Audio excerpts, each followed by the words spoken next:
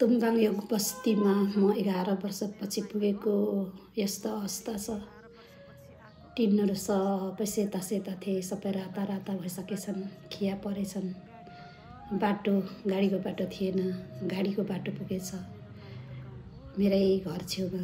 गाडीको बाटोहरू पुग्दाखेरि त सबै तहस नहस भएको जस्तै फिल भयो मलाई। पहिलाको जस्तो केही पनि छैन अहिले। धेरैभन्दा धेरै बिग्रेको चाहिँ मेरै माइती घरमा चाहिँ रहेछ। तर यो तुमगाङ योग भन्ने बस्ती हो। अति सुन्दर गाउँ, अति सुन्दर ठाउँ थियो। अहिले पनि अति सुन्दर ठाउँ छ। 11 वर्षपछिको पुग्दाखेरिको यो हालत एकदमै बिरानो लाग्यो मलाई। जस त्यहाँ पुग्नु पाउँदा एकदम खुसीहरू साटासाट रमाइलो फिल चाहिँ गरेको थिएँ। यो सल्लाहको बोट हो। हामी सानो हुँदा सानो बोट थियो।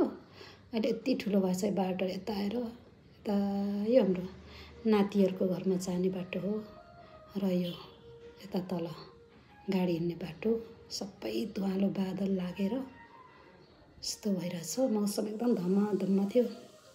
हामी चाहिँ हाइकिङको लागि हिँड्न लागेको गुफासम्मको यात्रा गर्नलाई जाँदै